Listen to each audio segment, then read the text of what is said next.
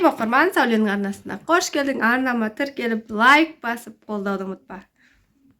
Оқырман, арнама қош келдің. Жалпы бүгінгі видеода бүйрек ауруының басты белгілері және бүйрек жайлы әңгімелесетін боламын. Ендеше видеоның соңына дейін тыңдаңыздар. Достарыңызбен бөлісуді міндетті түрде ұмытпаңыздар. Және арнама тіркеліп, лайк басып, комментария бөліміне пікірлеріңізді жаза кетіңіздер. Бұл мен үшін өте маңызды. Бүйрек асқазанның төменгі бөлігінде, омыртқаның екі жағында орналасатын жұп үрме бұршақ тәрізді мүше. Нақты орны құрсақ қуысының артқы жағы болып саналады. Бүйректің көлемі жұдырыққа сай келеді. Бүйректің жоғарғы бөлігінде бүйрек үсті безі орналасады. Бүйрек және бүйрек үсті безі май тінімен және фиброзды капсуламен қоршалған. Бүйрек зәр шығару жүйесінің бір бөлігі болып саналады. Бүйректің қызметі қандан улы заттар мен қалдық өнімдерді бөліп, зәрдің бөлініп шығуын қамтамасыз етеді. Зәр әр бүйректің орталық бос кеңістігіне жиналады. Сосын зәр бүйрек пен қуықты жалғастыратын несепбағар арқылы қуыққа құйылып, қуықтан зәр шығару түтігі арқылы сыртқа шығады. Бүйрек тек зәрді синтездейтін мүше ғана емес, сонымен қатар қан қысымын тепе-теңдікте ұстайтын және эритроциттердің түзілуіне әсер ететін химиялық заттарды да өндіреді. Бүйрек адам ағзасындағы ең маңызды мүшенің бірі. Әсіресе әйелдер қауымы үшін маңыздылығы өте зор. Себебі әйел адамның денсаулығы, сұлулығы мен сымбаттылығының басты кепілі. Сондықтан да бүйрек жұмысының нашарлауы, оның әлсіздігі әйел ағзасындағы түрлі дерттерден хабар береді. Осыған байланысты аурудың алдын алуға мүмкіншілік те туады. Назарларыңызға аурудың 6 белгісін ұсынамын.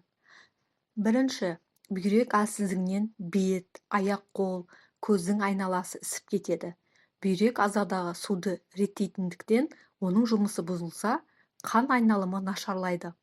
Мұның ретке келтірудің оңай шешімі ұйқы алдында суды аз мөлшерде ішіп, белге арналған жаттығу жасау. Екінші, әйелдердің тез тоңу себебі бүйрек әлсіздігінен болады. Мұндай құбылысты жеңу үшін тамақтану рационын қадағалап, қой еті, сиыр еті, ащы бұрыш, пияз, зімбір секілді азықтарды көбірек пайдаланған жөн. Үшінші, бүйрек әлсіздігі әйелдің жыныстық қарым-қатынасқа қызығушылығын төмендетіп, себепсіз ашуланып, климаксты тым ерте басталуына әсер етеді. Сонымен қатар, бүйрегі әлсіз адамдар тез қартаяды, ал мұның алдын алу үшін түрлі емдік шараларды пайдаланып, жеңіл жаттығу түрлерін жасаған дұрыс. Төртінші, бастың ауруы, ұйқының бұзылуы, мидың шаршауы, ойдың үнемі бөлініп кетуі де бүйрек әлсіздігінен болады. Ағзадағы мұндай өзгерістер жеңу үшін қаздың етін, саңырауқұлақ, жүзімді үнемі пайдалану керек. Бесінші, бүйрек әлсіздігінен әйелдердің ішкі секреция жүйесі әлсіреп, бүйрек үсті безінен адреналин бөлінуі азайып, денедегі зат алмасу процесі бұзылады. Ол артық май жиналуына себеп болады. Оған қарсы тұру үшін алақанды бір-біріне ысқылап, жылы күйінде бүйрекке басу. Мұны күніне бірнеше рет қайталаған жөн. Сонымен қоса, қаз, қоян, балық еті секілді азықтарды көп тұтынған дұрыс.